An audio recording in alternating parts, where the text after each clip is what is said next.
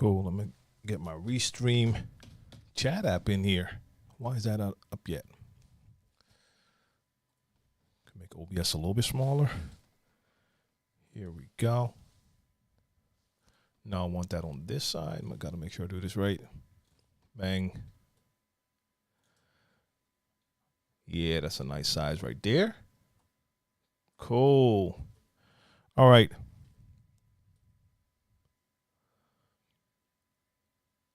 Chat is ready. This is live. I already see a yo over here. So Twitch is good. DJ Smoothie, what's up? DJ J Woo. And Danny T.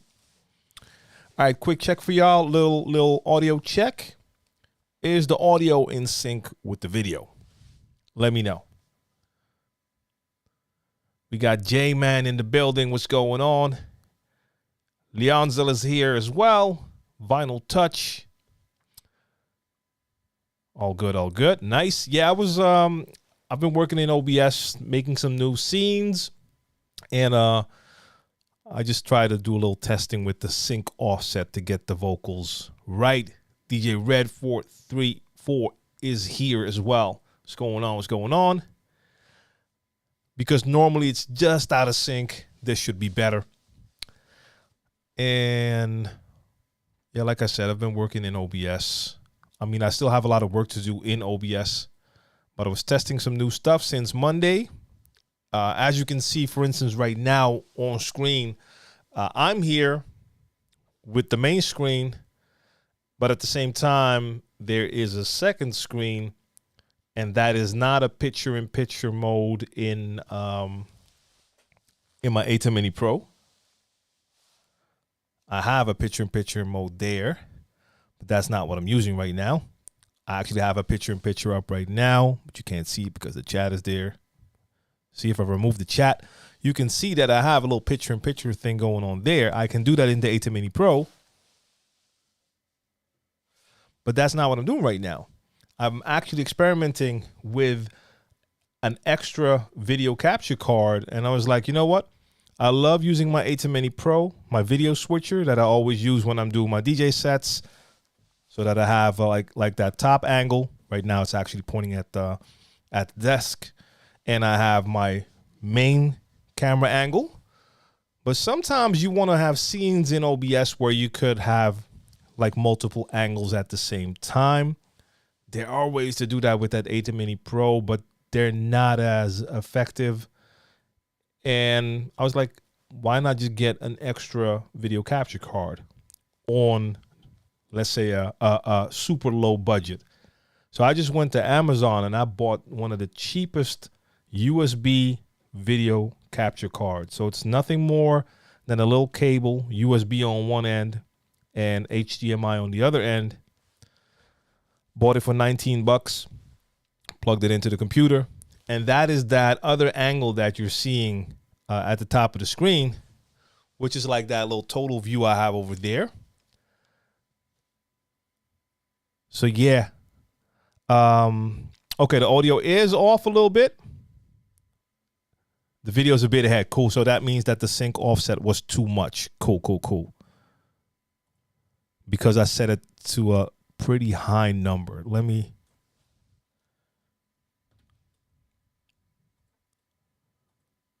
All right. Let's see how this goes. I just changed it a little bit. Yeah, OBS has a lot of possibilities. But the thing is, if you're using an A10 Mini Pro, if you're using my video switcher, even if I have 4 cameras connected, at the same time, they're all coming from that one device. So in OBS, that is seen as one basically one webcam. So that is one video source in OBS. And I can only do that one at a time. So if I want to have something totally separate from that A10 Mini, this is a great solution. So 19 bucks works like a charm. Just plugged it in, connected to cam, and now I have that second angle that I can use. All right. So yeah, the off sync, the sync offset was like 500 milliseconds. That was a little bit too much. Put it to 300 now. this looks good. At least that's what y'all telling me. We got Mario on Facebook. How you doing? And Vess Earl Whiff, salute to y'all. DJ Miss Dak, what's going on? And did I miss someone? I saw another name, didn't I? Moladoy, there you go, on YouTube as well. Salute to you. And let me do a quick peek, see if Mixcloud is with us as well. Yes, indeed. I think I see Will on Mixcloud. What's going on? Cool. All right, so let's see. We have a question here. I watched your video called Classic R&B and Hip Hop. That is an old one, yeah. Private event 2016. Love the video and music, and I was wondering, how did you know what type of music to play? All right, that is a great question. So that is actually footage from one of the few weddings that I've done. And I normally don't do wedding gigs. The only time I'll accept a wedding gig is if I get to play the way I normally play. So that has happened like 3 times now, that the person booking me is booking me to play the way that I play in the club. Now, for this particular wedding, the couple that was getting married used to go to a club where I was one of the DJs. So they love that style. So in this case, I didn't even have to read the crowd because I already knew in advance what they wanted me to do. They wanted me to come and play the music that I used to play when they would come to that club. So that was a particular era. So for me, that was very basic. I knew exactly what to bring. So it was basically like late 90s, early 2000 hip hop and R&B. And I could take it back to even some New Jack Swing, and every track was a success because the rest of the crowd, so their friends, were also people who used to come to that club. So it was like playing for a crowd that you were already familiar with, even though this was like, whatever, 15, 20 years later. So yeah, that was what did it. Now, you can have that same thing just by having communication. So when you're getting booked, you want to make sure you know what is expected of you, because sometimes people can assume that just by saying a couple of things that it's all clear. But we all have different ways to describe even genres, but especially like styles and energy. So, for instance, what one of us might call laid back, someone else might already feel has quite a bit of energy. Same way someone, if they ask you to come DJ and all they tell you is, I want to hear hip hop, what exactly is that person asking for? So if someone books you and they tell you, yo, we want you to come and play hip hop, you need to ask more questions. Because what are we talking about? Are we talking about, do you want to hear recent hits? So do you want to hear hip hop from this year and maybe like a couple of years back? So that's going to be a totally different story compared to playing maybe early 2000s hip hop. Maybe it's like an older person who wants to have like a 90s type of theme. And when they say hip hop, that's what they're talking about. You need to know, because you don't want to show up there and start playing Lil Durk, and then the crowd is looking at you like, hey, we want to hear DMX. It happens. So ask questions. Or it could be the other way around. You come in there, you start playing like old Dr. Dre, and they're standing there like, yo, what's going on? Where's the new tracks? We don't want to hear this. So ask questions. Because, yes, hip-hop is a broad spectrum. The hip-hop culture, so rap music, has a lot of styles within it, and then you have different eras. So you need to make sure you ask questions. That's going to help you out a lot, because once you get there, you still have to like check your crowd to see if they're actually reacting the way you think they're going to react. And if not, you might still have to adjust. DJ Magnamanius is here. And do you speak UA? No. It's like I speak Dutch and English, and I can understand like a little bit of different languages. I can understand some German, a little bit of French, some Spanish, but like not that much. DJ Z, what's going on? And yeah, the Magnamanius, indeed, like with webcams, it might be 200 milliseconds. So in my case right here, I'm not using a webcam. This is a camera that is connected through HDMI to an ATA Mini, USB into a computer, and it depends on the different specs and models. With some, you have less issues, and sometimes I have more. So, for instance, if I'm DJing, if I'm doing my Monday sets, the microphone I use is connected to the mixer, and the audio from the mixer is going straight into the ATA Mini Pro. So the music and my mic is going into the ATA Mini Pro, and that is going to OBS. So the cameras and audio are coming from the same device, and then you don't have as much of a delay compared to, for instance, now, this is going into my Rodecaster. Let me do it like this. So my mic is going into the Rodecaster Pro. That goes to the computer, and then that camera is going to the ATA Mini Pro. You can't see it. It's out of frame here. Or actually, in the top, you can see it. It's that device there. So yeah, different setups, different settings. If someone asks you for a sample of your music, how many songs do you usually play for them? I've never done that. So here's the thing, Leonzo, because I remember someone was talking about this like a week or a couple of weeks ago, that they had to do like sort of an audition at a club. And someone in the chat, or a couple of people in the chat, actually stepped in and said like, hey, that's basically a scam they pull to get DJs to play for free. So if someone asks you to audition and they're letting you play for free, they have a DJ playing a set for free now. In this case, if someone asks you for a sample, you should have mixtapes online so they can check those out. So if someone wants to hear how I DJ, I have mixtapes on Mixcloud. I have mixtapes on SoundCloud. And then I have my live streams as well. Now, of course, those are pretty freestyle and all over the place, but still you can get an idea of what my style and flavor is. So that's why it is important to have material available online. So I've never been asked for a sample and that I would go there and actually play for them. Anthony Bennett, salute. Renee, what up? What up? Mazu Sub, salute. I see you. And Renee also had a question. Is it me or is the Rev 7 launch a big flop? Let's be honest. I've never seen so many issues on a DJ product. I know you need to be careful because of your relationship with Pioneer. Oh no, I mean there's nothing to be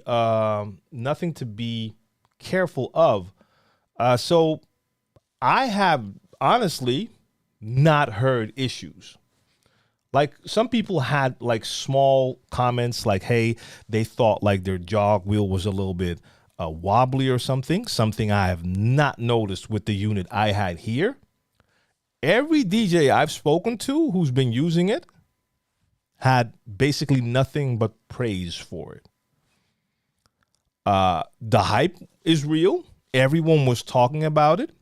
And most people who used it were definitely very positive. So I don't see how it is a big flop. You say you've never seen so many issues. That must have missed me. So nothing to be careful about in this case. Like if I would have heard like a lot of people telling me like, hey, I have the Rev 7, this isn't working, that was crap or whatever, I could tell you here because I've already made it clear what my opinion is, and that is based off experience. I've done like, 4 or 5 2-3 hour live streams and play with it just in the studio. and it is the best controller I've used. It's my favorite controller. It's at the top of my wish list. And most of the DJs that I've talked to had that same experience. So no. So maybe you've seen a lot of things I haven't seen, but even then, even if people had those experiences, I can't really share that opinion because of my own experience with it. And that's plenty of like hours. I see someone say, what's your main critiques of the Rev 7? So yeah, that might sound weird. I don't have critiques. This is what I was looking for in a controller with motorized platters that has the setup that is comparable to using an S7 with turntables. Now, of course, the jog wheels are not 12-inch. They're smaller. That is not something that I had to really get used to because I've already used my NS7, even though these are different. The small jog wheels, I adjusted that very easily. I mean, during my streams, I did not like warm up before I started. I just start. But I'm hopping all over the chat now. Let me try to stay, let me try to just follow the chat.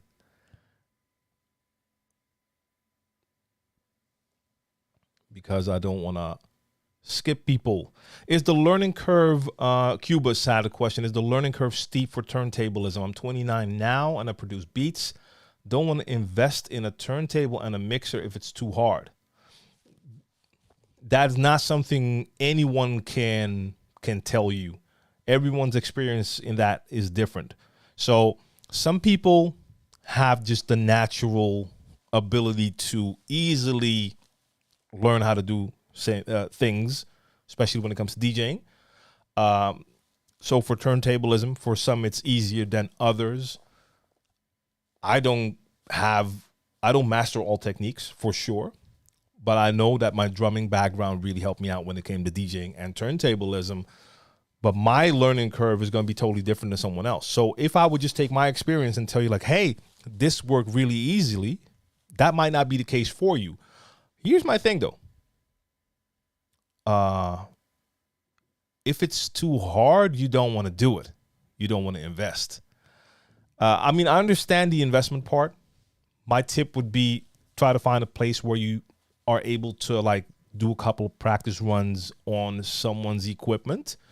But no, I mean, you don't have to start young. I don't think that's really the issue. But I mean, I can tell you, if it's something you really want to add, if you feel you really want to do this, and what kind of turntablism are we talking about? Just scratching, or do you also want to get into beat juggling, all of that? Because if you just want to do some scratching, you could also think about just getting like a portable turntable and having some fun with that. But try to get your hands on a set somewhere and just try it out. But like even then, if you have no experience and you hop on a turntable, that's probably not going to be a good experience because you still have to learn the techniques first. But yeah, you're going to have to be willing to spend time on it. Even if the learning curve isn't that steep for you, you're still going to have to invest if you want to become good at turntablism. There's no fast way to do it. There are no shortcuts here. DJ Hitton is in the building. What's going on? All well over here. Mazu says, what do you think about the Denon SC 6000M? Would you get that instead of the Rev 7? Well, you can't. You would need two, of course. I mean, not of course. It has the dual layer. I get that. You have an S11 already. So, look, it is an option. If you have the S11, getting two players like that will also give you that motorized setup. I've not used the 6000M. I've only used the 5000M, so I can't compare. The 5000M really reminded me of what you have with the NS7, so I could really work with that. So, I mean, I could see a setup with like an S11 and two of those M versions could be a really dope motorized setup indeed. DJ Polo, checking in from the UK. What's going on? Vinyl Touch says, what DAW do you use for production? I'm honestly trying to learn. So here's the thing. I make my beats mostly in Machine. And after I've made the beat, if I want to like actually try to make a mix down of it, then I go to Studio One. That's my DAW now. I've used a bunch of them. I started on like an old version of Cubase back in the days and worked with that for a while. Then I got into using the MPC, so I just stepped away from computers, my MPC 2000 XL. After that, I tried the MPD. So that's basically the Akai controller that has the MPC pads, but it doesn't have any sequencing or anything in it. It's just a controller. With Cubase, really enjoyed that workflow. With what's the thing I used again? Oh man, the name is slipping here. I used it with one of Native Instruments, like drum apps. It'll come to me again. But I've worked with Logic, works well as well. And I still want to I need to wrap my head around Ableton. But right now it's Studio One. It has a lot of possibilities, a lot of options. For now, I'm liking it, but that's not where I make my beats. Like I start 99% of my beats in Machine. Chris on the mix. J Varelia says, just got the Rev 7 a day so far. It's solid, very accurate. Serato settings sport most issues. Yep. And Renee says, bro, on my timeline here in the US, it has been flooded with issues. Well, the DJs I spoke to who've used it are basically all from the US as well. So I don't know. And Anthony says, remember a month ago I told you I got the Rev 7, loving it. It's my first DJ equipment. Yep. So I mean, this is a very small sample size, but in the chat here we now already have 2 people who have it, and their experience with it up until this point has been solid as well. Young Peso says, I'm waiting for the 50th anniversary Technics. Yo, those yellow ones, oh man. I saw them. I was like, that will be dope. But yeah, I mean, I have no budget for any new gear right now. DJ Kylo, what up? And Ready Mix had that question with the critique. Like I said, I don't like check my video. Check my video on YouTube. My first look video for the Rev 7. I mean, I had no critiques. Not saying it's perfect. And I'm sure if I nitpick, there are certain things, maybe certain materials. I'm not even sure. I even kind of like that. So no, Just Hack. What up? Young Peso says turntables never failed me, and now with Phase it's all good. Yeah, that setup works well. Love it. Turntables and Phase, love playing that way. And also, how much adjustment are the smaller jaws compared to the SRT? I mean, I don't even compare that just because of the fact that the SRT is just a normal static jog wheel, like no movement. So the feeling is already so different. And they're smaller, but they don't feel that much smaller though. Also, like I never measured. I could look it up. I don't know how much smaller they are compared to the 1000 SRT. Because I don't really notice that. And I remember last month I did a stream with the SRT, and I think the next one was with the Rev 7 again. I don't even notice it that much. Caleb says, do you think entry-level controllers, crossfaders are good for advanced scratches, like transformers, crabs, etc.? Trying transformer scratch on my Numark Mixtrack Pro is kind of hard. Is it the controller or is it me? I would almost want to say it's you, to be honest. Now, it depends on the setting. You need to make sure that your crossfader is set to the sharpest curve, especially when you want to do transformer scratches, because you really have to make sure your fader can open and close just with little taps. But the transformer, now you can make it more complicated and advanced, but to me, the transformer falls into the basic category when it comes to scratches. A lot of other scratches are really more advanced because they need different type of movements. Especially like a basic transformer is not much more than having your fader closed and tapping it open and doing that rhythmically. And most controllers, and I mean, I've done scratch sessions with the Mixtrack Pro, and that was the 1 or the 2, where I'm scratching all over the place. And like the Pioneer SB, the first SB, those are like really entry level, and had no issues with that at all. So make sure your crossfader curve is right, because if the curve is not set to the sharpest, then transforming becomes a lot harder, because you have to tap it open real far. You have to move the crossfader really far to the middle before it opens and then closes again. That's going to make it harder to get those nice separations. So it has to be sharp. Sometimes it has to be done on the controller. With most entry-level controllers, you have to adjust that in the software settings. How can I map a talk over button with a microphone that didn't come with the Impulse 200 controller in DJ? Ooh, map a talk over button. I don't know. Chat?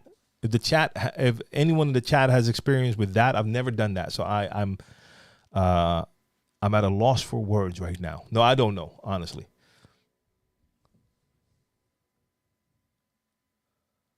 Jay Wu says, I remember in one of your videos you saying when looking for songs in the DJ pool, look as though you're paying per song. What do you look for in a song so that it makes the cut, so to speak? Yeah, I mean, that was really important to mention, because it's so easy when you're subscribed to a record pool to just start downloading everything. And I'm guilty of that. I've done that many times, that I was just downloading. I didn't have time to properly listen.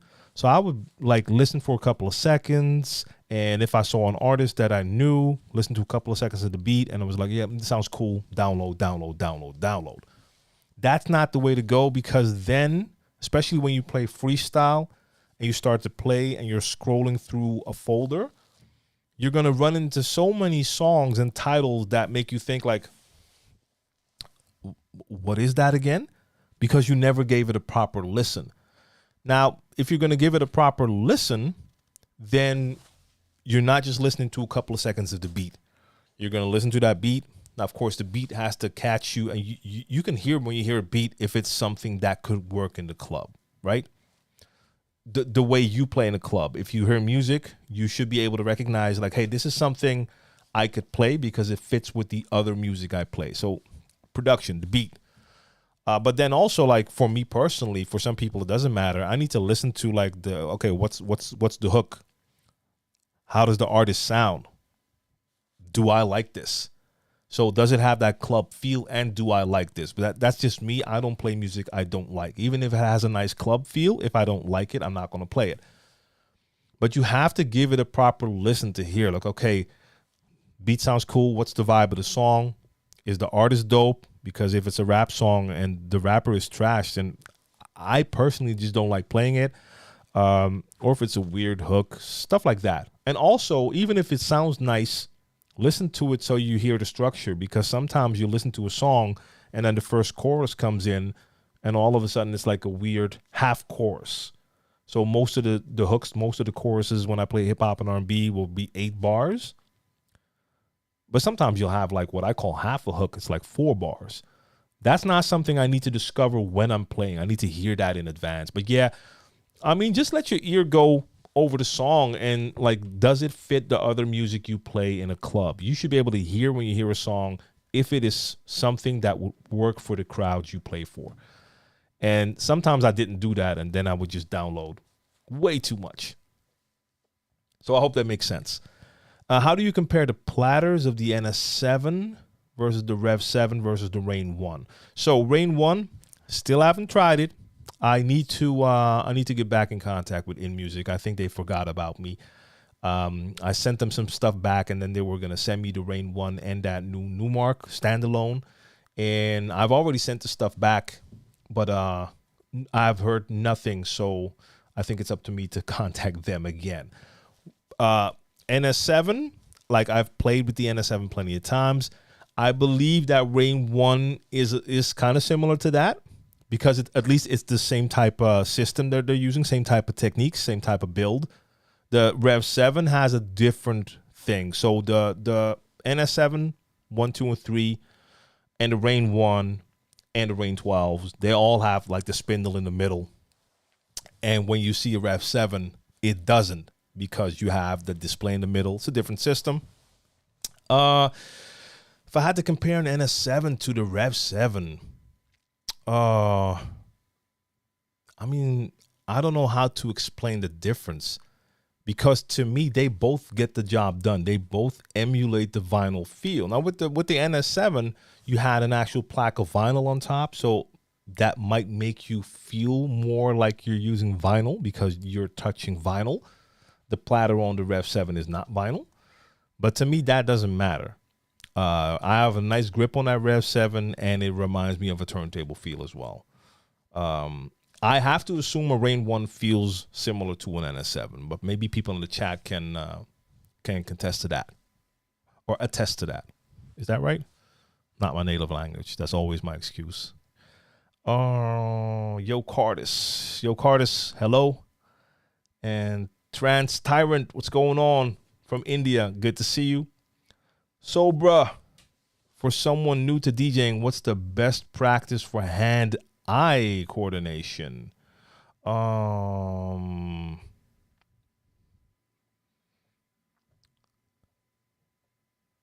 I went quiet for a second because I was like, wait, hand-eye? Because for me, when I'm thinking of DJing, I'm thinking of like just the coordination between two hands, because the two hands have to do different things. Or do you also call that hand-eye coordination? Anyways, I've never had a particular practice method for that because of the drumming background. Because of drumming, I was already used to being able to do one thing with one hand and something else with the other hand at the same time. So that is something that maybe someone in the chat needs to talk about as well. Because I also never had like a specific practice regimen. Like, I'm going to practice this. Now, there are, if you just go online, there are like videos. You're going to find videos on YouTube with like practice type of practices you can do, like to work on coordination. So I would say just go to YouTube and look for videos for this specifically, like training sessions to practice your hand-eye coordination. Mixar's Duo, John, I've seen it. I've never used it. So I can't say. I've heard good things, though, from the people that used it. They were very positive about it. And Yo Carter says, which DAW software is easy to handle for beginners? Mixtape. So to record a mixtape. I mean, a lot of the DAWs a lot of DAWs feel the same. That's why I said Ableton is something I still need to get into. Ableton is the one that stands out as being different. But if I open Studio One, or if I open Cubase or Logic, Pro Tools is the same. And even if you take something that is more recording, not really DAW, like Adobe Audition or even Audacity, they all basically feel the same. And you just connect your device through an audio interface. You have to make sure the settings in the DAW are correct so that you can record 2 tracks in the DAW. And then I don't know if there's that much of a difference. FL Studio, I mean, they all have those capabilities. Reaper, I've never used Reaper, but damn it, forgot the name. I follow some people who use it. But like I said, like for basic things like recording mixtapes, most of those DAWs will be able to do that for you, and they're not going to feel that different. Ableton is a different animal, even though you could do it in there as well, but I cannot. I have Ableton, and I still need to figure it out, just because it is so different compared to all the DAWs. Yeah, Renee, the yellow decks for sure. That's me. That's me right there. Henry says, have you had trouble with Serato DJ Pro 258 audio dropouts or distortion? No, not that I've noticed. No. And are we still on 5.8 or is it 5.9 already now?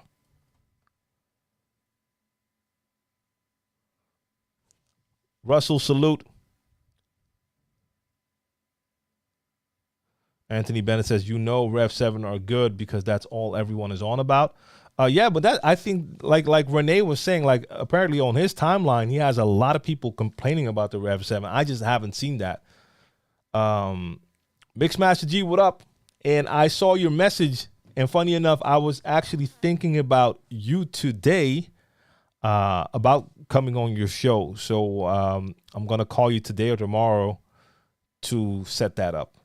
And then we'll talk about the other thing as well.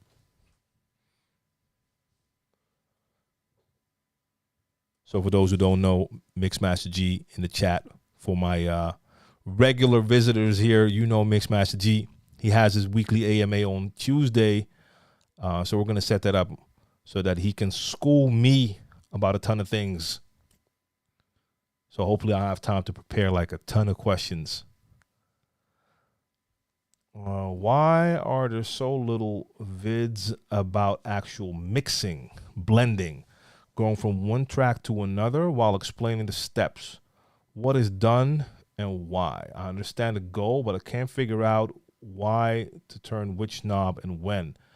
I don't know why so little videos about actual mixing. I mean, there's a lot of mix tutorial videos on YouTube, like a lot. And so basically, if you understand beat matching, and there are a lot of tutorials that explain beat matching, and you understand the structure of songs. So if you can count music, and if you know how to match beats, then you actually have what you need to know to start mixing. If you know how to count music, that's my phone? Oh, wow. Really? The one person who knows that I'm in the stream right now. And I'm sorry, I have to check because it's the wifey.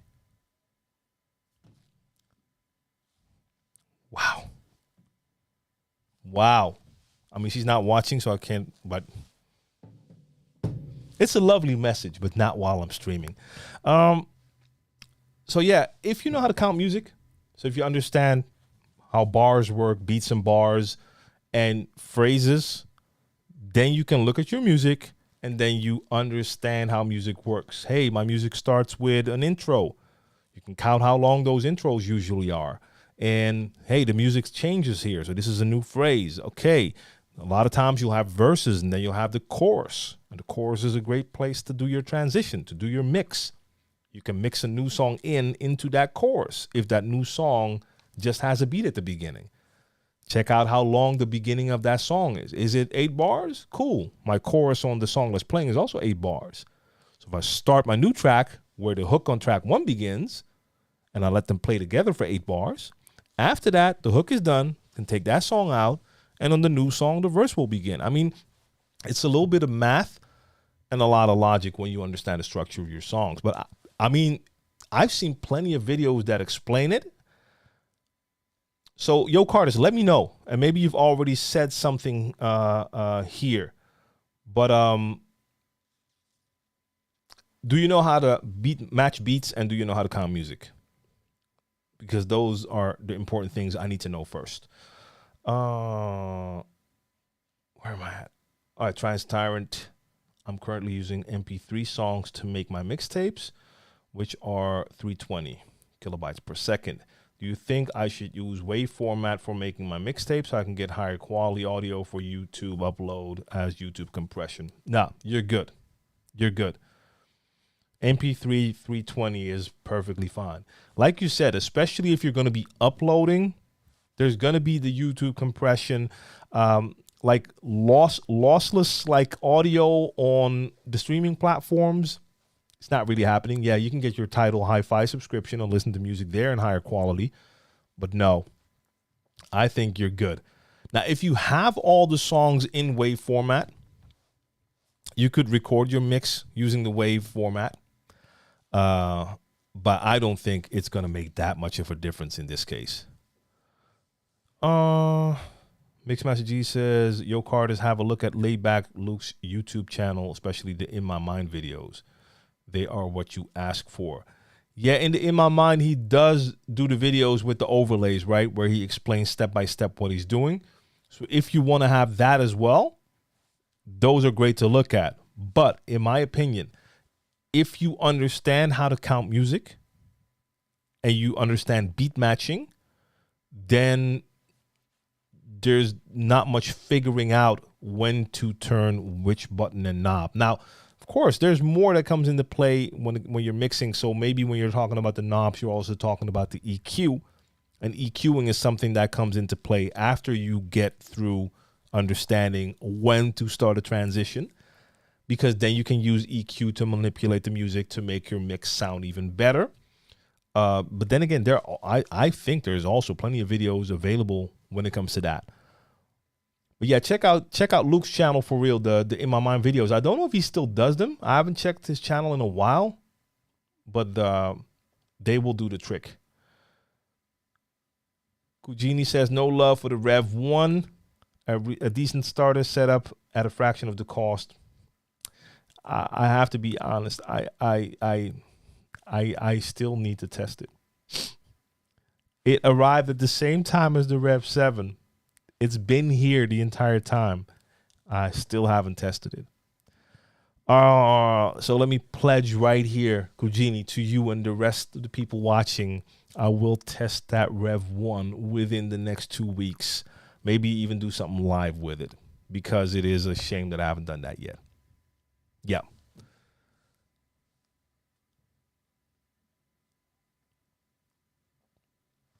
Let me check Mixcloud for a second. I'm sorry, my Mixcloud people. No, okay. I'm good. Nothing new there.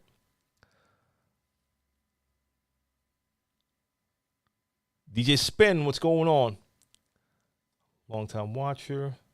Thank you for, hey, I appreciate that. I appreciate that. Miss Dak, DJ Miss Dak says, phase turntable issue, handful of times. Track starts too slowly. Play while I'm holding the vinyl, getting ready to drop. Then it starts playing full speed, and I lose all control. That doesn't sound good. That doesn't sound good at all. Now, it's really hard for me to say what the issue could be. I tend to look at the control of the computer, but that kind of depends. So are your turntables direct drive turntables? And beyond that, I mean, a lot of times it's the computer that causes the issues, though. If you have everything up to date in phase should work pretty well. But like I said, it's really hard to just guess what could be the issue.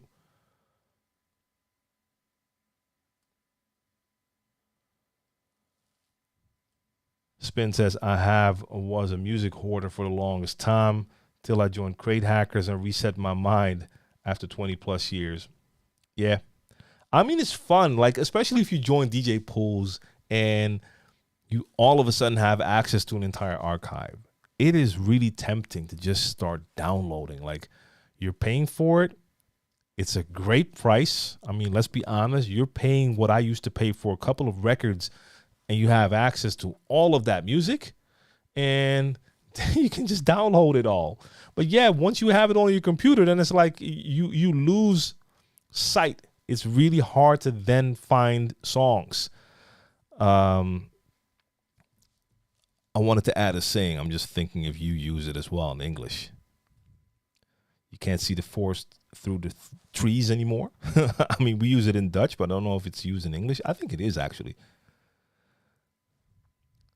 Did I just see Miz come by there? Yeah, I did. Miz, what up, Al? Let me just check the time real quick.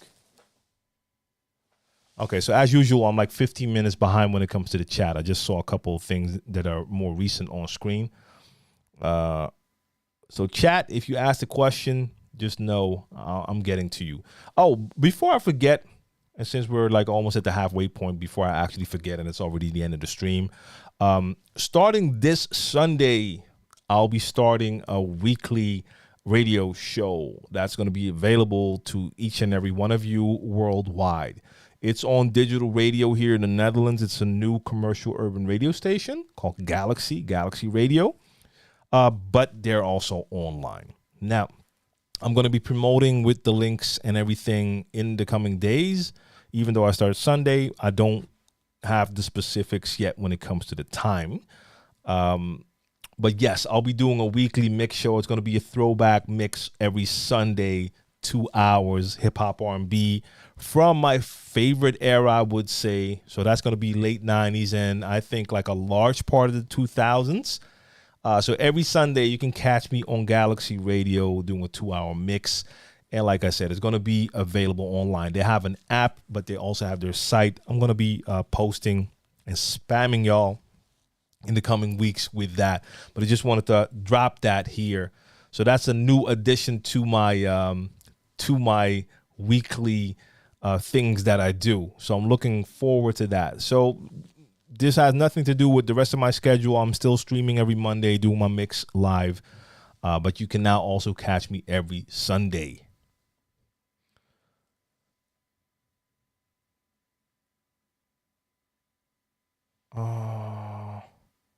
Final Touch says, I would have never known English wasn't your first language if you didn't just say that. Okay. I have that. I've heard that a lot over the years. Also from people who like send in questions and then I read their name. Like I get emails and it's like a super Dutch name. I can see like in the email header like Wouter van den whatever.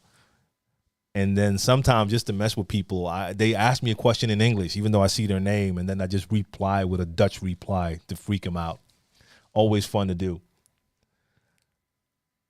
For those wanting to learn about scratching, check out DJ Ragoza from Massachusetts. Has classes on how to learn scratching. But Spin, where can you check those? Is that YouTube? Let us know. I mean, or you're on YouTube. Maybe you can't post a link. You can't post links on Twitch. Patrick Morgan says, pat your head and rub your stomach at the same time. That is an actual answer to the hand coordination thing.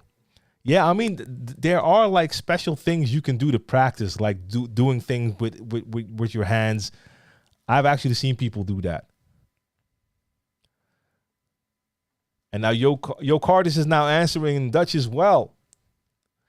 Because that's the funny thing for me as well. You have to understand, like, since we're doing this in English, a lot of people in the chat will ask questions in English.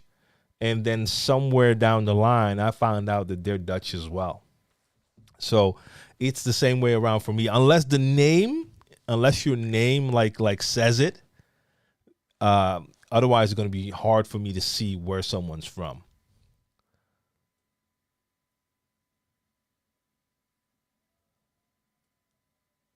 Cubus says, have you produced most records for Brain Power? No, not most. I think up until this point, I've done somewhere between 10 and 15. So that's like a small portion of his catalog. Like during the first, 10, 15 years, I probably didn't do anything. I did do a lot of scratches on a lot of records. So I've been part of all of his albums, not all releases, but I've been part of all of his albums. I've been present at like probably 80 to 85% of the recording process for his songs or part of the songs. And I've done scratches for multiple songs, like quite a few. And then at a certain point, I also started to add some beats. So yeah. And that's becoming more now.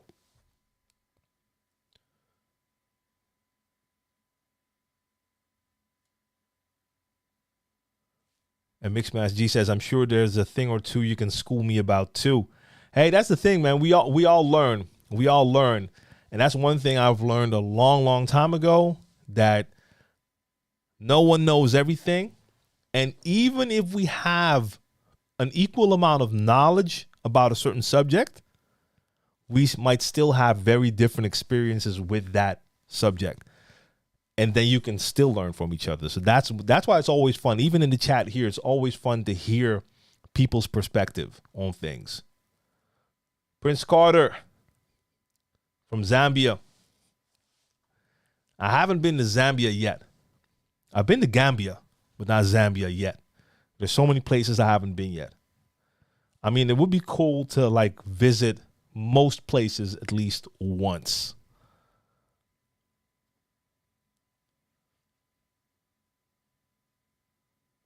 Kujini says, Carlo Attendito's tutorials will hook your mix questions up.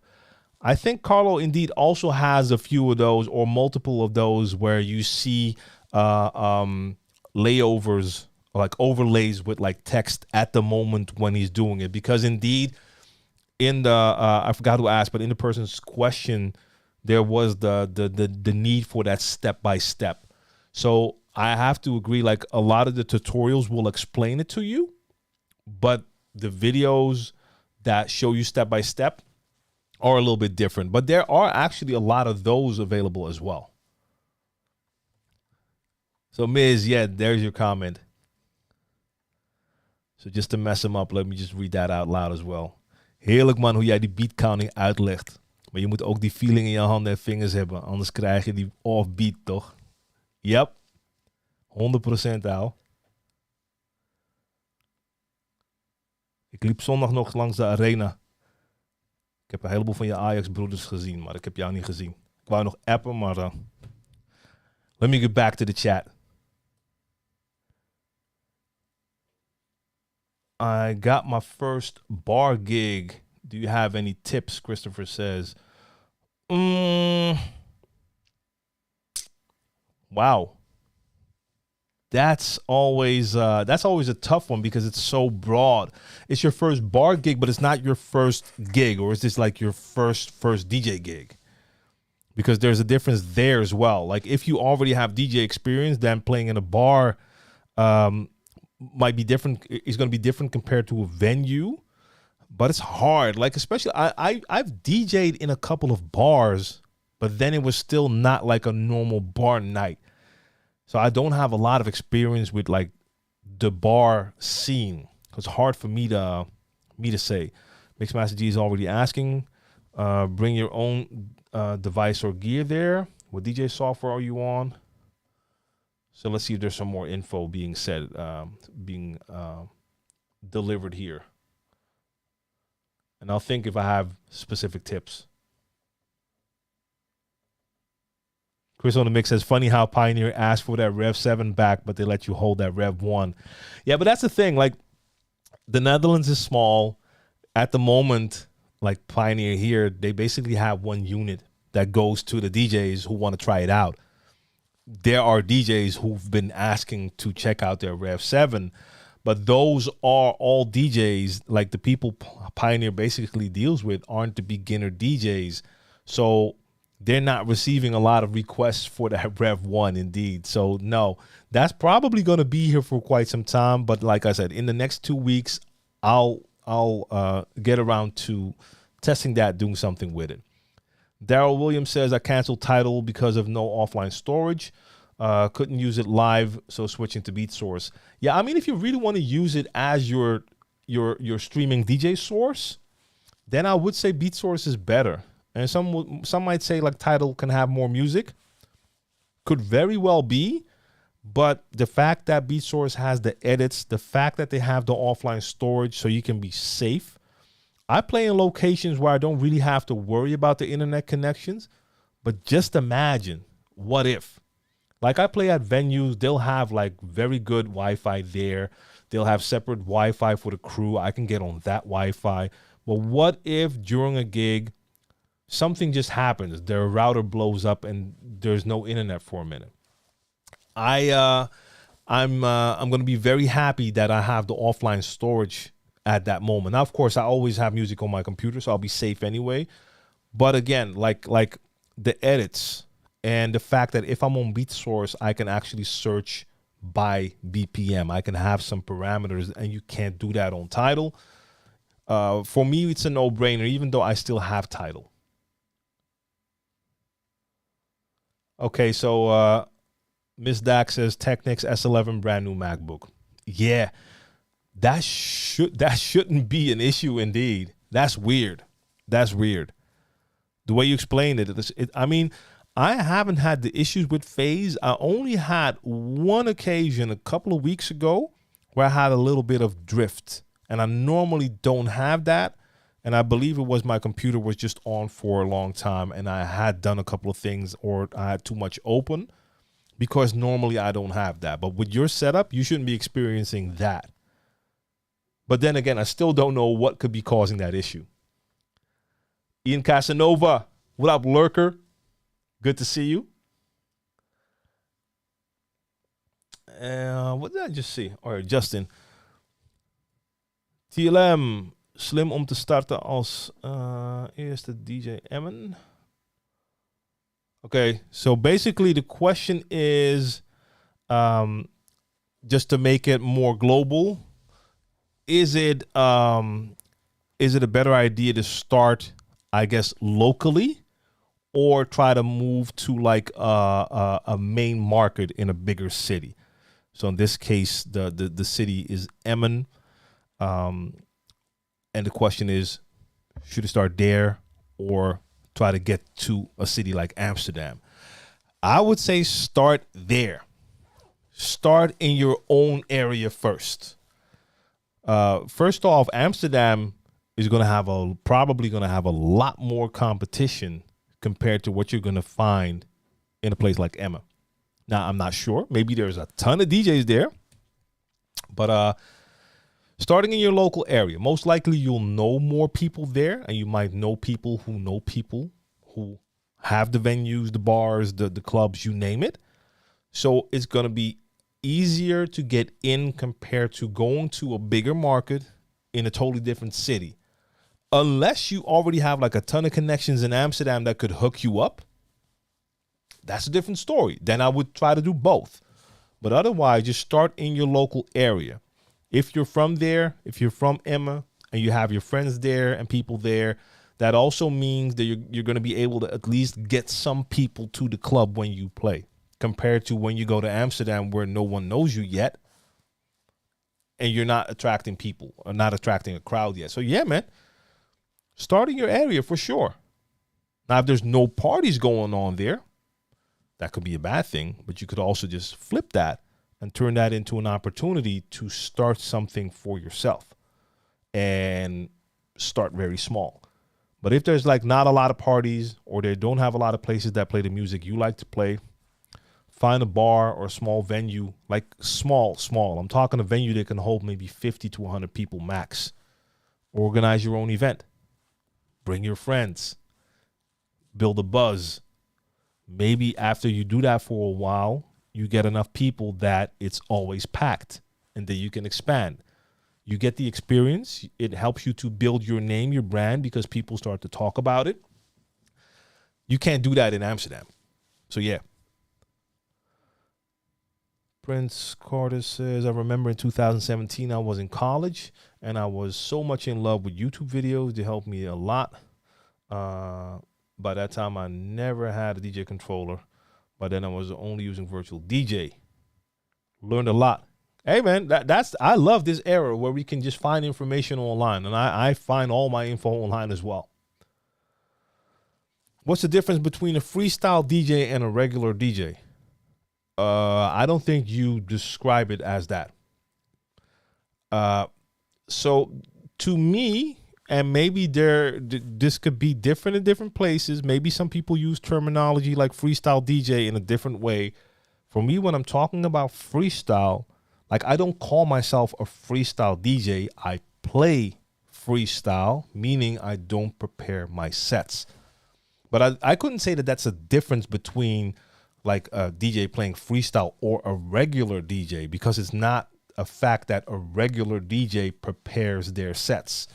So to me, that question, I can't answer it like that, but that's what I'm talking about when I say freestyle. I'm not a freestyle DJ. If anything, even though I play more genres, at heart, at the core, I'm a hip hop DJ. But I play freestyle. And if I'm doing an R&B set, I'm playing freestyle. If I'm doing a set where I play anything from hip hop, R&B to funk, soul, two-step, whatever, I don't prepare my sets, so I'm playing freestyle. Now, for the radio show that I'm going to be doing, like I just said, coming up this Sunday and then every Sunday, that throwback mix, that's actually not going to be freestyle. Now, it's going to be a prepared list. I'm not preparing the mix. I'm not practicing that mix. But for that show, because I have to make sure I fit the time, there's like a couple of like slots in there for like some news and commercials. So I have to stick to certain amounts of time. I have a couple of slots within those 2 hours. I'm going to, like, in advance, look for the tracks that I'm going to play. I'm going to know exactly what I'll be playing, and I'm going to have an order in which I play it. So that is not playing freestyle because I'm coming in with a track list for my normal sets and for my live streams. So basically everything I do, it is all freestyle. But that doesn't mean that you're not a regular DJ, if that makes sense.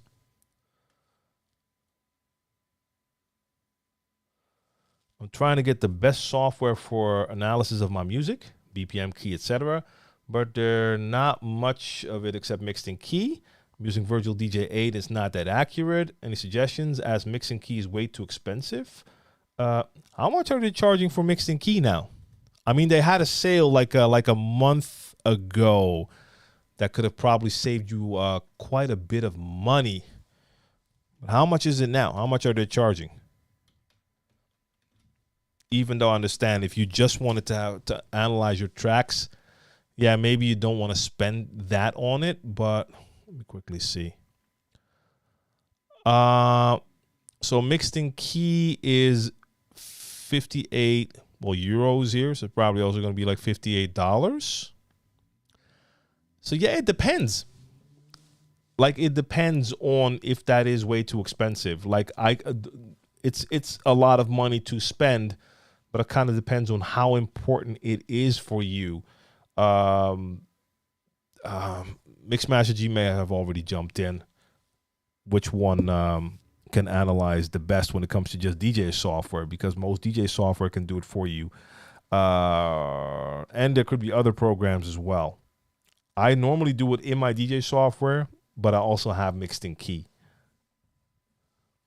I feel guilty for looking at my waveforms on my laptop when mixing instead of doing it by ear. Am I cheating? Well, no, you're not cheating because that information is there for you and there are no rules that say you can't look at it. But the laptop face is not a pretty look. That's the thing. Because DJs get used to that screen. And I can understand it's tempting. There's a reason why I have my laptop and in the studio now, my monitor to the side of me and not in front of me. One is I want to make sure if I'm playing live that I don't have anything in between me and the actual crowd. But even if I don't have a crowd and I'm playing at home, if that screen is right in front of me, even though I don't want to, I'm probably going to be tempted to start looking at that screen just because it's right in front of me. So I have it on my side. Like if I'm DJing, my laptop is like there or there. I look at it when I have to look for a song to load, and then I'm back to the set. Is it cheating? No, I don't consider it cheating because that information is there. I don't like to depend on it. I like to be able to depend on my ear.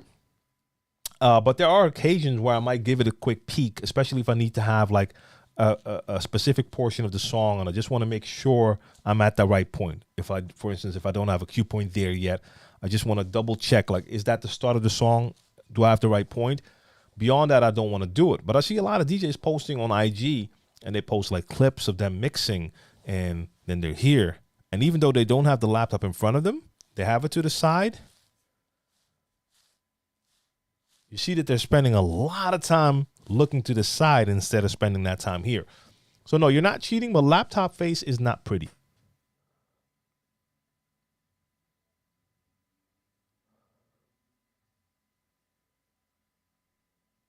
So try to be at least able to do both.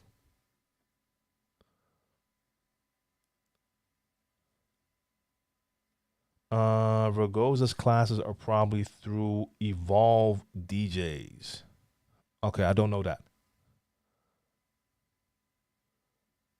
So I need to check that out, I guess. I haven't heard of that yet. Looking forward to the next Saturday Super Session. I'm ready. I got chirps, transform, stabs, and baby scratch all learned here. Yes. I sat in on an Ableton session he did on Zoom, and he was promoting his lessons through their platform. Okay.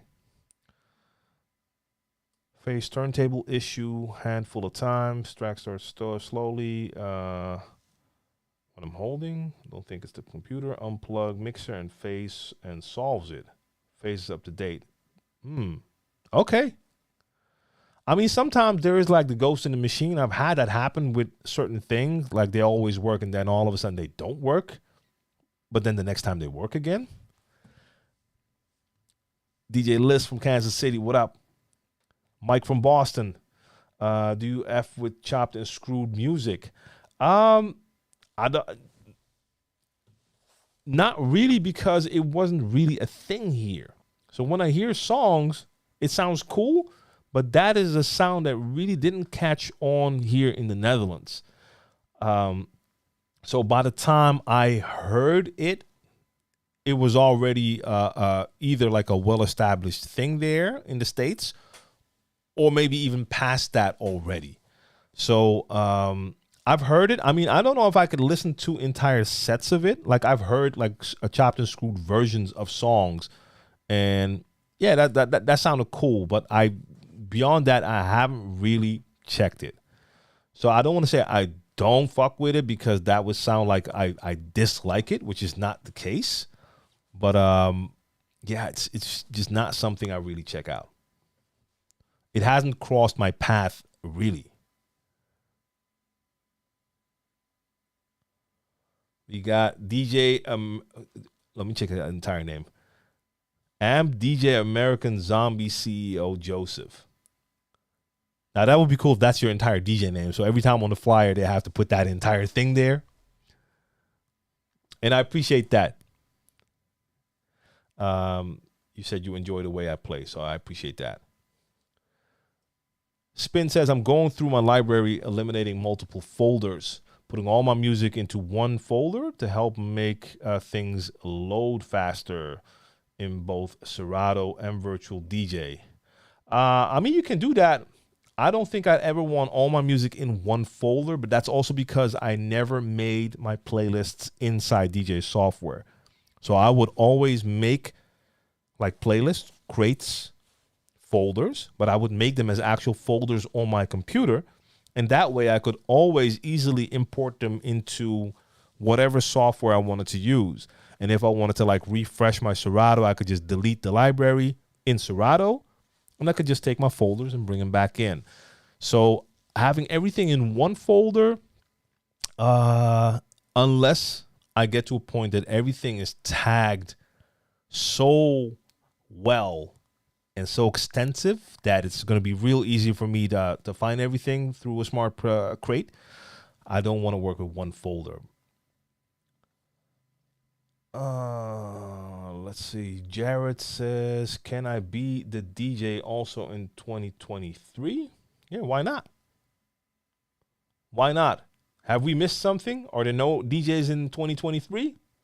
If so, then you can be a DJ. Sven, what up?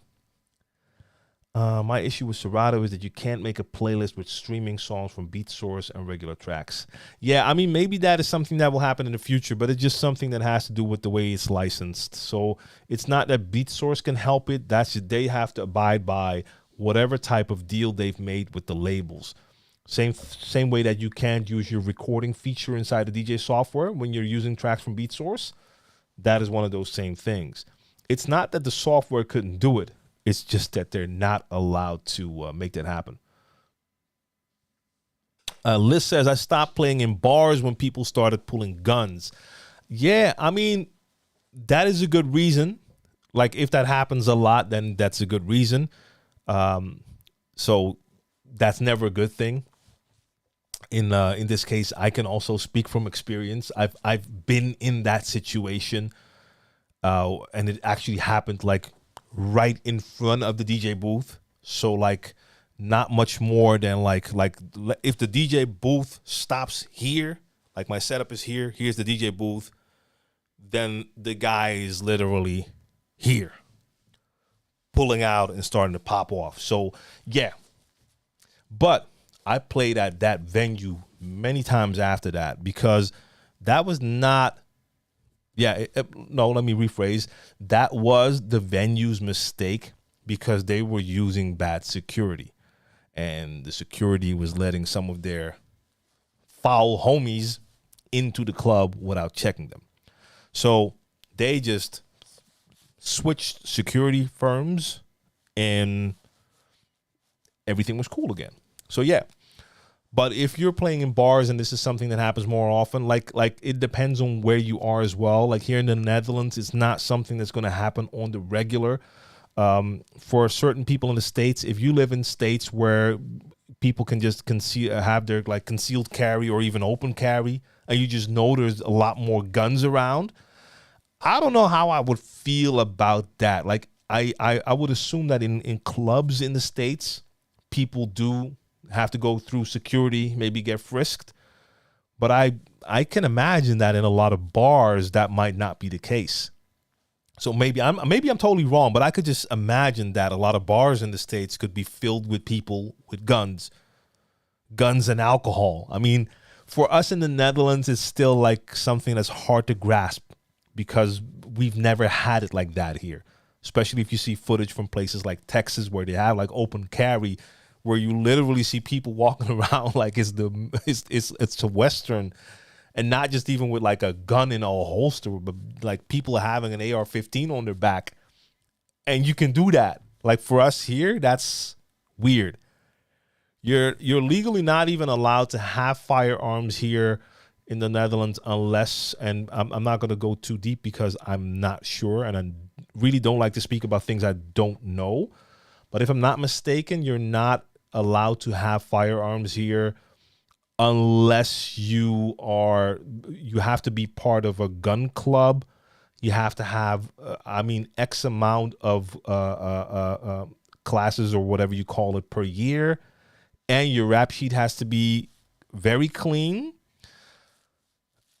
It's you cannot just go out and shop and get a gun in stores. There are other ways. I mean, there are people with guns here. Don't get me wrong, but it's really weird for us to see how it happens in different places.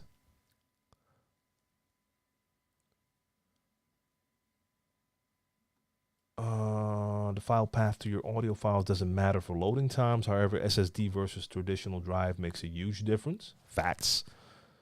So Sven, here you are indeed, and you said it. You came in at the end of my stream on Monday, and you wanted to. You told me you were going to ask me this on Wednesday, so you're here now. How can you stay up to date with the latest music? I mean, there's a lot out there. It's not that easy.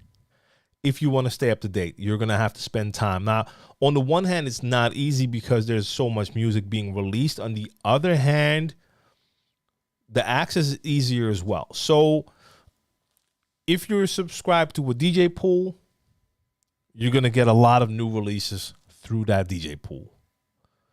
If you follow artists on a streaming platform, for instance, if you follow artists on Spotify, like I follow a lot of the artists that I like on Spotify, you get the notification when they have new releases.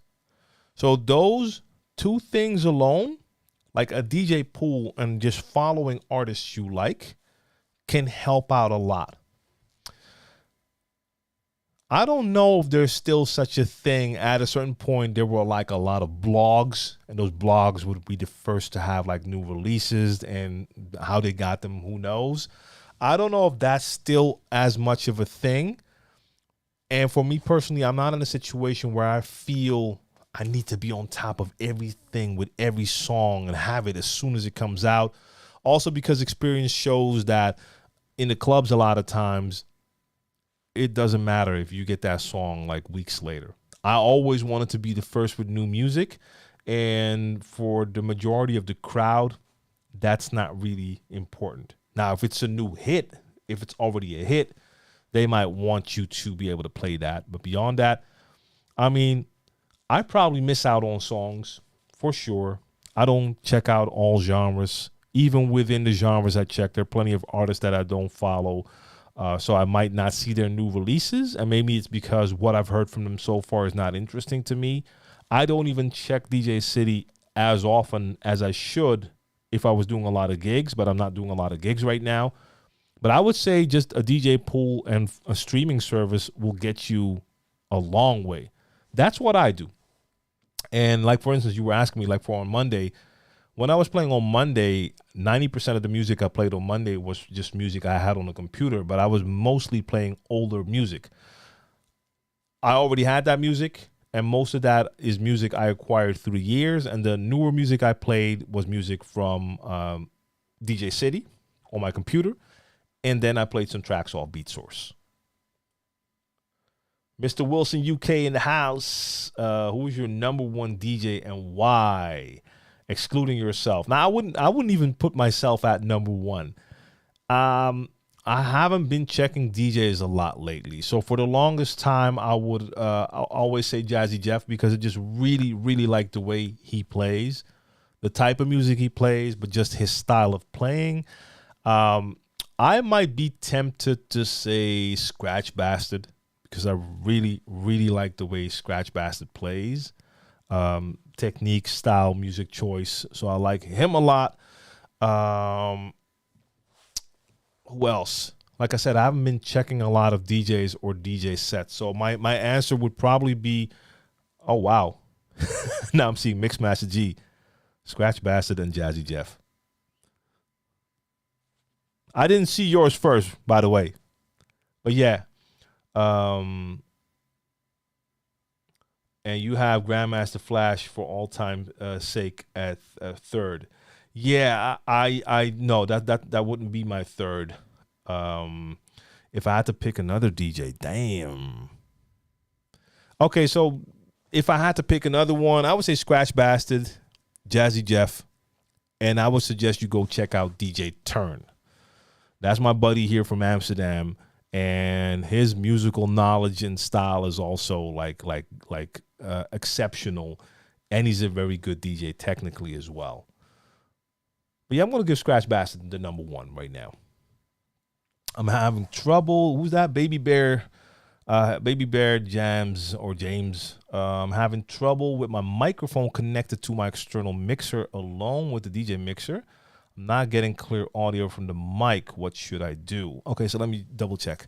So your mic is connected to an external mixer, and then you have your DJ mixer. Not getting clear audio. I mean, again, if we can't see how things are connected, it's really hard to point out what it could be. Is there a reason why you have it to an external mixer and not going into your DJ mixer? Could you let me know that? Mixmaster G has a good point as well. Check your input level and maybe your microphone needs a preamp. So what mic are you using? That's also a good one to know. And Cubus says 013 represent. That will be 013. So that will be Tilburg. Yeah. Or am I crazy? No, that has to be Tilburg. I played at 013 many times.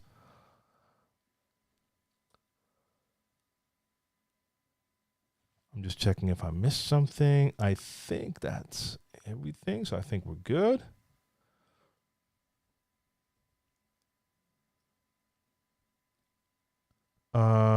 Jared says, will you speak French or Spanish in your language? No, because those are different languages. So my native language is Dutch, and then English would be my second language. And French and Spanish are just two different languages. So again, I can understand a little bit. I'll understand a little bit more Spanish than French, most likely, but in both cases, it's not going to be a lot. German is a little bit easier because German has a lot of words that are similar to words in our Dutch language. And then, of course, you have our neighbors in Belgium, where half the country speaks French, but the other half speaks Flemish, which sounds a lot like Dutch.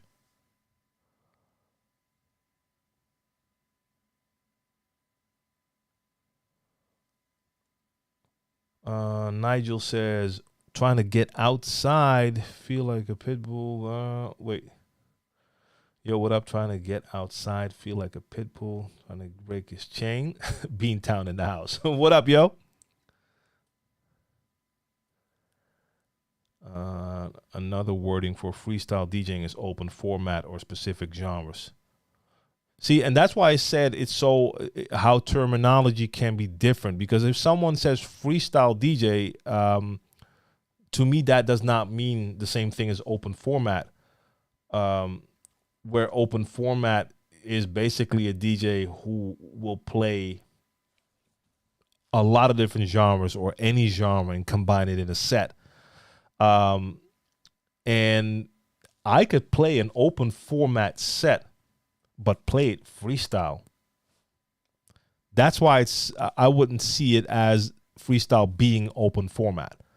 And that's why, going back to a question at the very beginning of this stream about communication and asking questions, because terminology is going to be different. Some people might say something, to you it means a certain thing, but then you might find out that the other person actually means something else when they say the same word. So in this case, freestyle.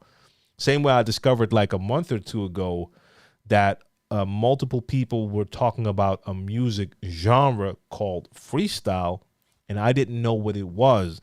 And it turned out to be something that had kind of a housey meets a little bit of New Jack feel, made predominantly by Latinos in New York at a certain era. So I was like, okay, that was a new one for me. So that's why it's important to ask questions, because just assuming something means something can get you in trouble. Rico Radio in the building, and that is the 010, or otherwise 010, and that is Rotterdam. Now, all my Dutchies in the chat, you can start naming your area codes. I'm not going to know a lot of them. I mean, I know 013, I know 010, but I don't know a lot of them.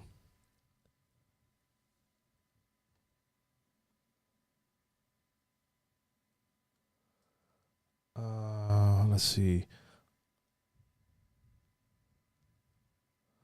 Kujini, the radio show is going to be basically a mix of English and Dutch. Now, in this case, we're just talking about my hosting, right?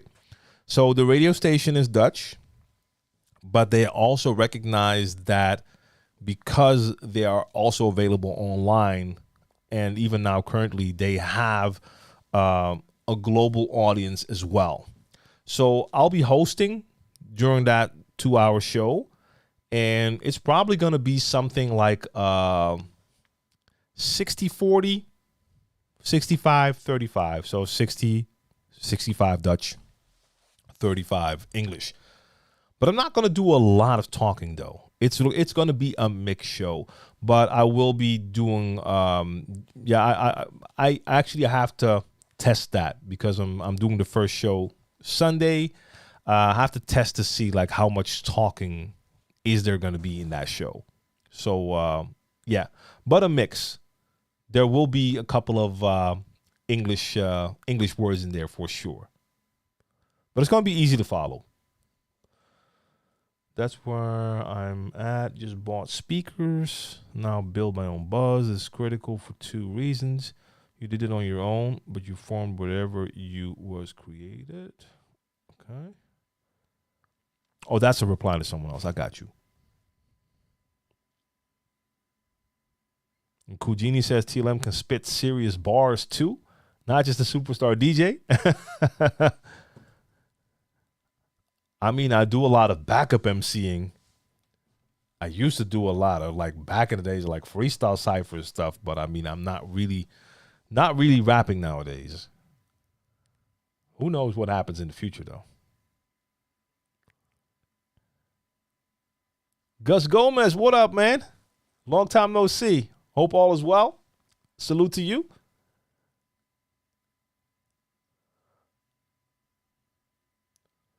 Eli, the station is called Galaxy Radio, but that's just GLXY.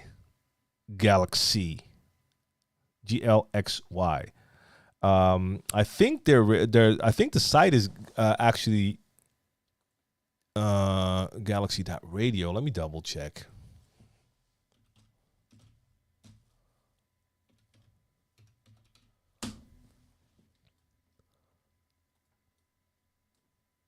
Yeah, so the website is galaxy.radio. So that is glxy.radio.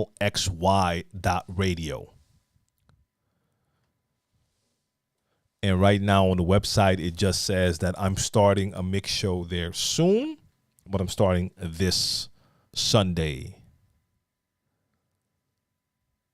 But like I said, I'll be spamming in the coming days with like links and all of that.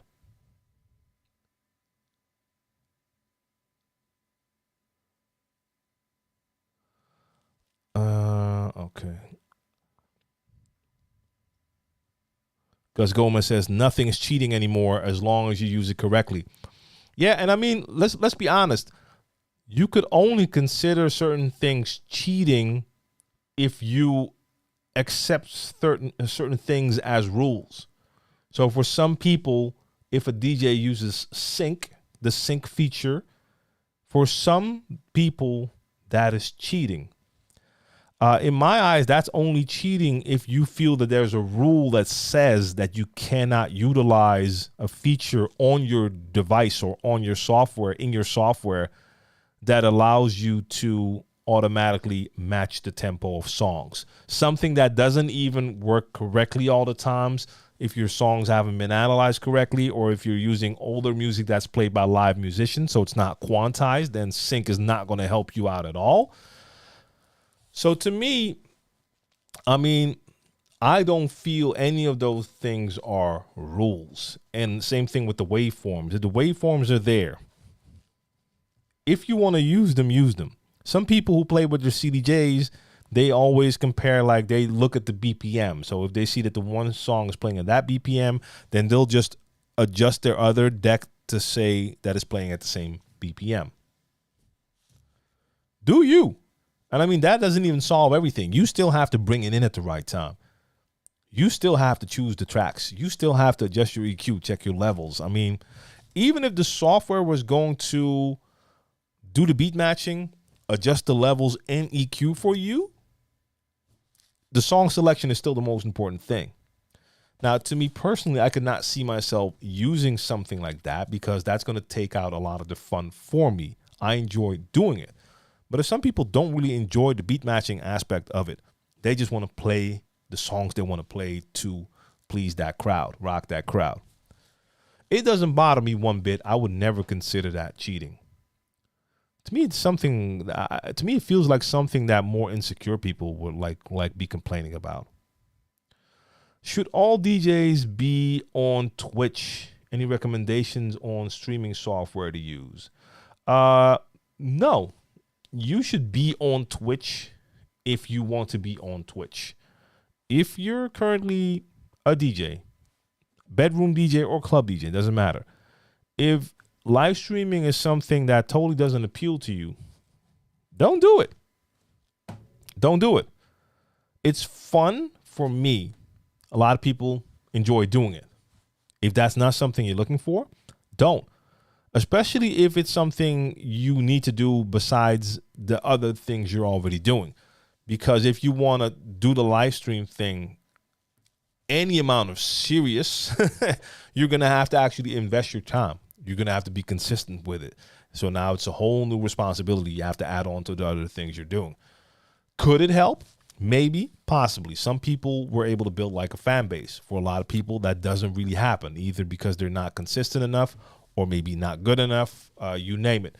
So no, I would never say you have to be or have to stream. Recommendations on streaming software. I mean, OBS is the way I go now. I enjoy using it. It's free. It's 100% free, and it works really well for me. So OBS is a good place to start, in my opinion. There are other streaming. There's other streaming software out there. I don't know if that's free.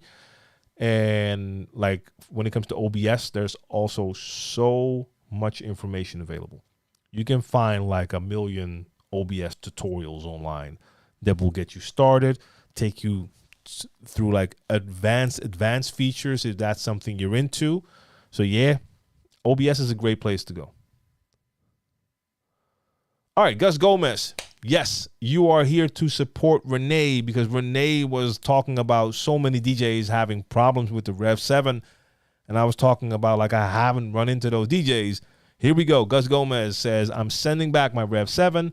I've had all kinds of issues with that thing. Faceplate lift and cue points activating the sampler. It's been 3 weeks and Pioneer has no response for the technician fixing it. That's not good.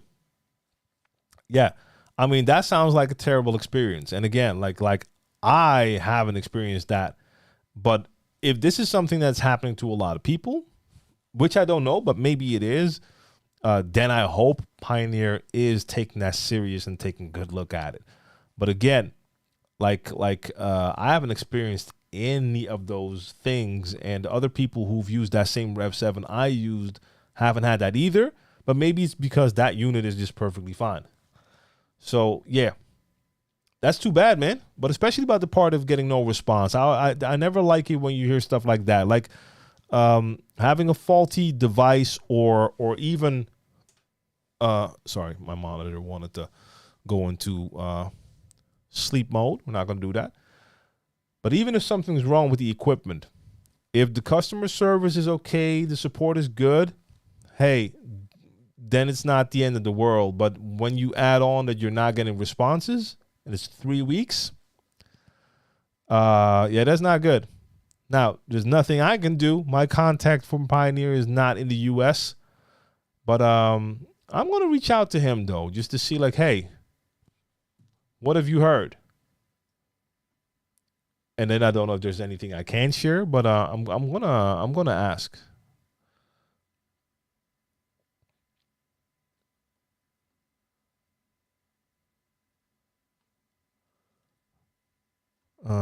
Right now, going through my X-Mix shortcut series, finding all sorts of gems.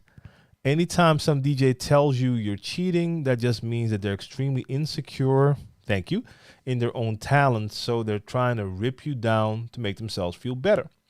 Yeah, I mean, it's an unfortunate habit that people have. Because there's two ways to go about, like, feeling better, becoming better. One is just to work on yourself to try to become the best version of you. The other one is the lazy approach, and that is to say, like, hey, I'm at this level, and instead of trying to reach for here, I'm just going to try to push everyone else down so that I can feel superior, or I can at least feel good about myself. So, yeah, it's terrible that people do that. I love when I get told I'm awesome because I use Serato when I show them it's actually a virtual DJ overlay.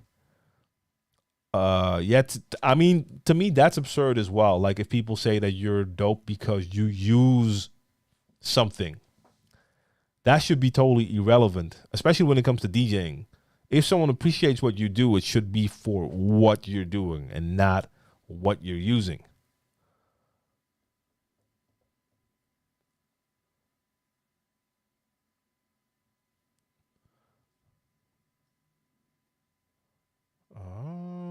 Sorry, guys. Just wanted to make sure I didn't miss anything there. Do you know any DJ collectives community in Amsterdam that hold regular turntablism meetings?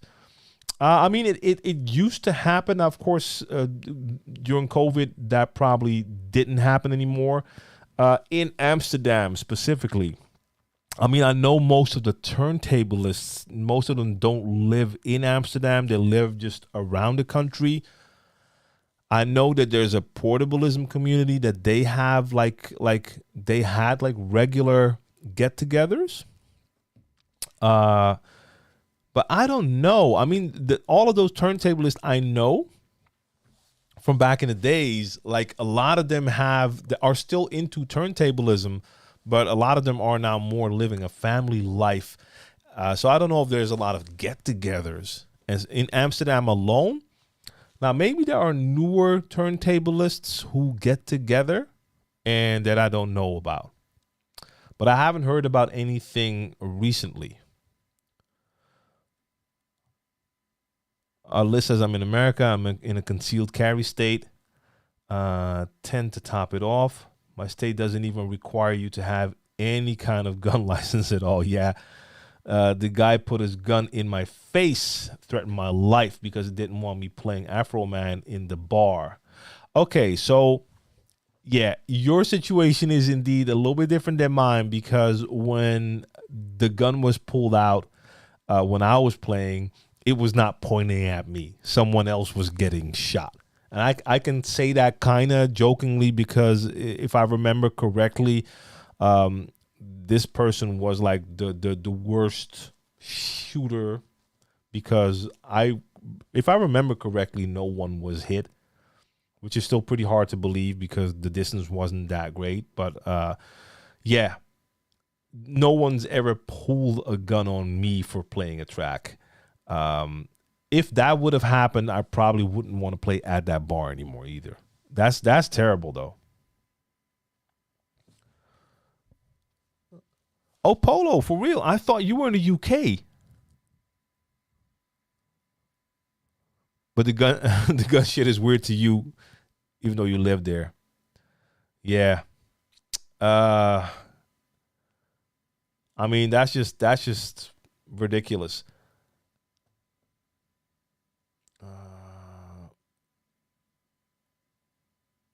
Let's see. Go to bars, clubs, lounges while hanging out, listening to what the DJs are playing, and have your Shazam ready to tell you every song you're interested in. Well, Mazu has a point, and I was actually explaining this to someone today.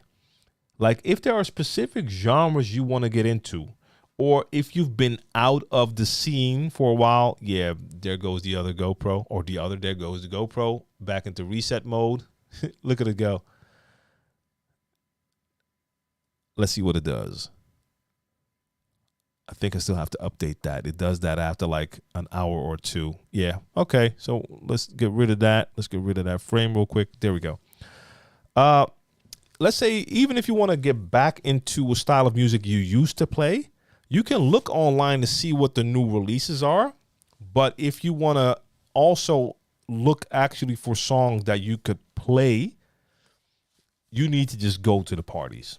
That is something that's going to give you the best information, because you can even like find a lot of new songs you like, but those might not be the songs that are being played at the club. Now, for me, currently, that's not an issue because most of the music I'm looking for is music I'll use during my stream, and during my stream, I can do whatever I want to do. But if I was gonna get booked at a club to play like new hip hop, I still am kind of up to date. But I would want to do like a couple of rounds to check out like, okay, what is the crowd reacting to that I might have missed? And that is something you'll find by going to actual clubs. Who was that? Jerubi Khan Thor. How many years have you been on YouTube? I think I started my original YouTube channel in 2009. That's my DJ TLM channel. I started DJ TLM TV in 2011. So that's 11 years. So in total, I've been on the platform for 13 plus years.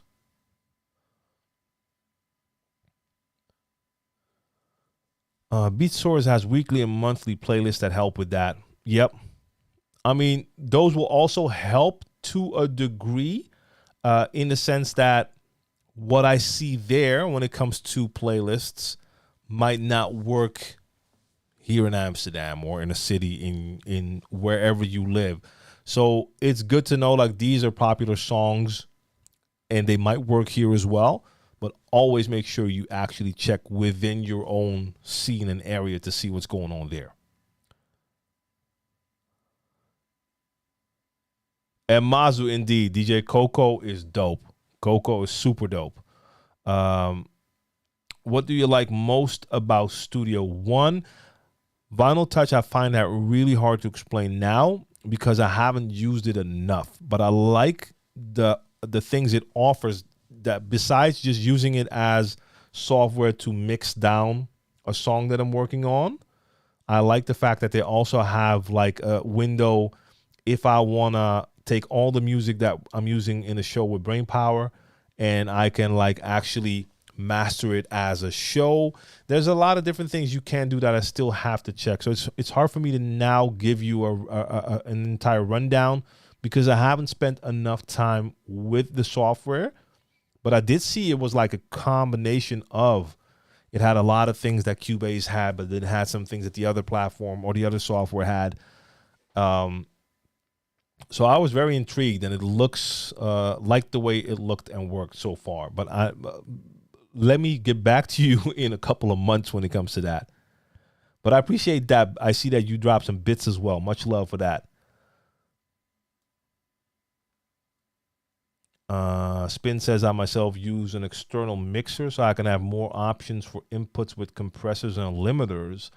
But what are we talking about now? Is that for when you play live or for live streams? Daryl says, dead honest, you sound and look like a Puerto Rican from New York. All respect. All good. All good.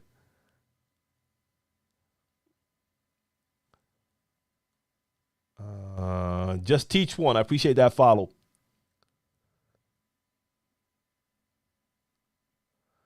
And Daryl says the freestyle music you spoke about is called High Energy in the Bay Area. Artists like Johnny O and Stevie B. I don't know. That might be the same thing. So I'm not sure. And Polo says Debbie Deb is considered freestyle music. Mid to late 80s Shannon. So yeah. So when I was playing actually tracks like that, like Shannon, that's when people started to talk about freestyle music, and they were calling it freestyle, but I'm not sure. EVGA in the building. What's going on? Shout out to TLM, always moving the camera in new and interesting places each show. Yeah. It happens. I've had actually a steady setup for the last couple of Q&As, and this time it's different because I didn't want to have the tripod out. So now I just have my little Joby, no, not the Joby, the little Manfrotto on the desk to go for a different set. Also because I wanted to use my extra cam with a different video capture card, but it just restarted. That's why I just turned it off. It was on the entire time. It's right there. And I have my angles here still. But it's nice to experiment for me as well. Like if you, I mean, you can find your comfort zone and have like a setup that works, and it makes life easier. But I actually like the experimentation because it allows you also to discover new things, and maybe I run into an angle that makes me feel like, hey, I like this better. I knew that I wanted to spend some time here. Normally I have the cam there, and then I can't really sit behind the computer. So we'll see what happens next week. Say what up, Field Dre. What up?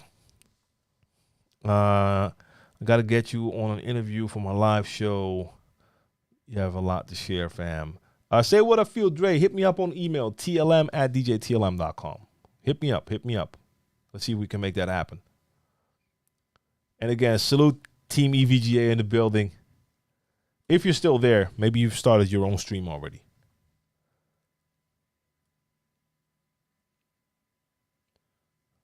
And we got like 5 minutes. I'm almost there. I gotta make sure we finish all of these questions. Spin says here in Massachusetts, freestyle is part of techno, house, new jack. High energy was a style of dance in the early 90s. Everywhere was different, has different styles. See, that's the thing. That's why it's so great to like communicate and talk to people, because it's so easy to like, hey, we call this, and then someone else says, yeah, that's those artists, and then someone else says, no, it's those artists. And I mean, I didn't know the term high energy either as like a genre. So it's great to hear those things here. DJs need to worry about one thing, making sure the audience is satisfied. Once you can do that, how you achieve it is up to you. I agree, 100%. Charlie Apple, appreciate that. Truth is, you only hear comments like that from other DJs. I find it interesting, but it is what it is. Yeah. Twitch locked me out of my account and never paid me out the money they owe me. Oh, wow. Never really cared about the money. Just really enjoyed going online and streaming my DJ practice. So now I just stream here on YouTube and then delete. So did they give you a reason for that?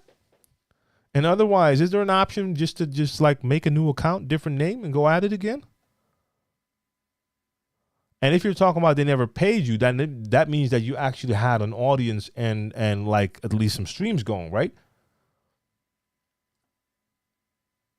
Because if they just knocked you, just blocked you without a reason, that would be crazy.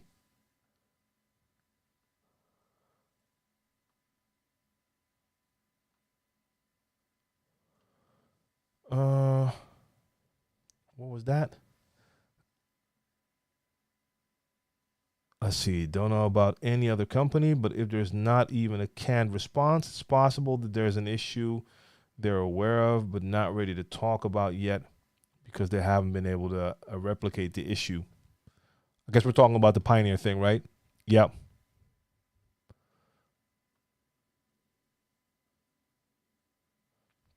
I respect that. I like used turntables too, but I've heard DJs kill it, including cutting it up using a DDJ SB3.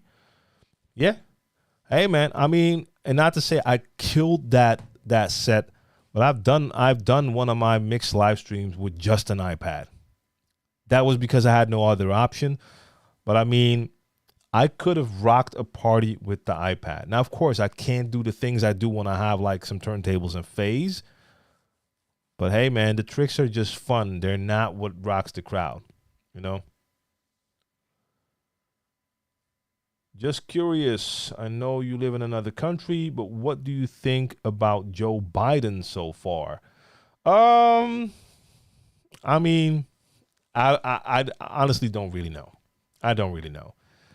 The thing with politics is, especially if you like for most democratic countries, people will say a lot during their run, but once they make it, it's always going to be hard to do what you say you were going to do. And I don't know if he's such a great guy. I just honestly don't know. What I do know is I think that the two-party system in the U.S. is retarded. And I think you're not even allowed to use the word retarded anymore nowadays. So let's just call it ludicrous. I think a two-party system is absolutely ludicrous and super divisive. So, for instance, here in the Netherlands, you have multiple parties and you have to reach a certain amount of votes. So a lot of times you're going to have at least two parties that will then be the majority. And sometimes two parties can't make it, so they need to add a couple of the small parties to reach the amount of seats they need to be the majority in government. But that way, you'll at least have multiple parties that might be a little bit different, but at least there are some differences. With a two-party system, it doesn't work. And you can tell, like, when one is in power, the other tries to block everything they do. When the other is in power, they try to block everything. And what I do see from the last couple of years in the States is that now a lot of issues that didn't have a lot to do with politics are being pulled into politics. And then it almost seems like if you support this party, it means that you also stand for this, and that. And if you stand for that other party, then you stand for this, and that. That doesn't make a sense when you have a country with so many people and just a diversity of people. There's no one you will never have like people who just totally agree with one party. You might agree with some of the things, but then another party has things you might agree with as well. But with a two-party system, I don't know. I think that's the biggest problem. And I think that's way more important than my opinion about the current president there. The two-party system and the way your democratic vote system works as well is kind of weird. That's kind of weird. Like the fact that even if one candidate has the most votes, just if you count votes from the people, then that doesn't mean they win because of the way it's set up. But you should know more about that than me. But that's what I noticed. That's one of the other things that's really weird for someone from the Netherlands to see, that's how it works over there. Now, by no means am I saying that what we have here is perfect, but with a two-party system where you have to choose either this or that, I don't ever think that's a good option. Yeah, we passed the time, but it doesn't matter. We're going to finish this first. DJ Spin says, Harvest of Sound here in Boston. So currently, no, I'm not there because I'm not even aware of what it is. I would like to know more, and I also do know that December is still a little bit away. Like currently and especially of course the last couple of years, but I do know that there's a lot that goes on in the States that I would like to check out. So even things like NAMM, which really aren't as interesting as they sound. It's more an industry thing, I think. But I have never been there. I want to go there. There's a couple of those festivals I might want to check out once just to see. There's a couple of summits and DJ summits that I would like to visit once. And maybe this is also something I could put on that list. And it is something I hope to do in the future, be able to like do a little bit more traveling to check out more stuff.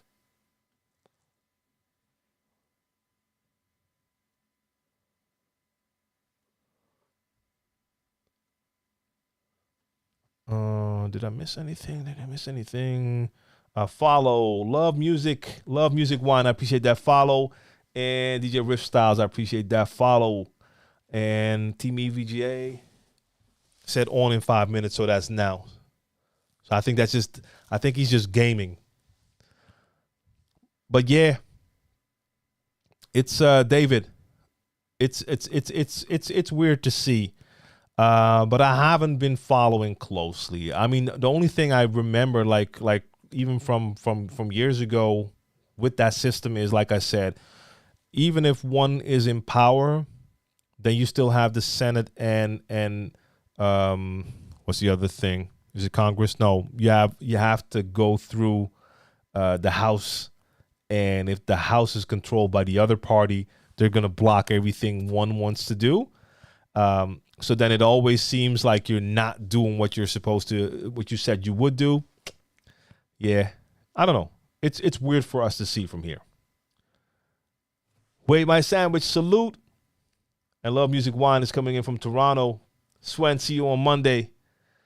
I just saw someone say something. DJ Premier is on Twitch now. Polo, is he streaming now? Actually, let me just check myself. If that's the case, because I'm going to end my stream. If that's the case, then we're definitely rating. Then we're definitely rating DJ Premier. That will be where we go from there. So he's live right now. I'm following Premier, right? Yeah, I'm following Premier. So okay, let me set that up because I've made it to the end. So I want to thank all of you for tuning in. Much love for that. I appreciate that to the fullest. And I'll be here on Monday. And Monday is going to be my all vinyl stream. So in the coming days, I'll be promoting the upcoming radio show every Sunday, 2 hours, throwback mix. It's going to be available to check out everywhere. I'll be posting that on Twitter, IG, all places. I'll make a promo video for for my YouTube as well. So we can check that. You can check that out for the exact time. And I'll make sure I'll just add all the time zones for different places, because I don't even know my time now, but I'm not going to just give you the European time. I'm going to make sure you can see multiple times there to check me live every Sunday doing a throwback mix. So again, all vinyl on Monday. So make sure you come check that out. And I want to thank y'all for tuning in. DJ Spin, yeah, for sure. Send me that info. TLM at DJTLM.com. Mixmaster G, I'm going to call you today or tomorrow. And DJ Liss, Rico Radio, Raider One, Arthrosis, Polo, Kujini, Mixmaster G again, Styles Johnson, Leonzo, and everyone else. Much love to y'all. Thank y'all for tuning in. And even though Team EVJ was just here, we are going to raid DJ Premier. Right? Peace, y'all. Let's get that. Let's get that going. Is it working, Twitch? I said raid now. Oh, wow. Wow. DJ Premier only accepts raids from friends, team members, and followed channels. Okay. Why would someone do that? Why would someone do that?